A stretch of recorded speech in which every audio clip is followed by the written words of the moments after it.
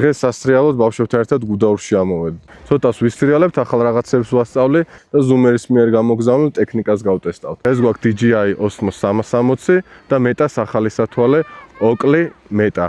ბავშვებიც ვეღარ ითმენენ, ერთი სული აქვთ, როდის ვისტრიალებთ. დავედი. ლიზა ახალი ლედს გვაჩვენე. სეიზამ. მაგიხარი ალიზა დამოუკიდებლად როსლიალეს. ოჩახ მიეხმარეთ ერთმანეთს. პიცა.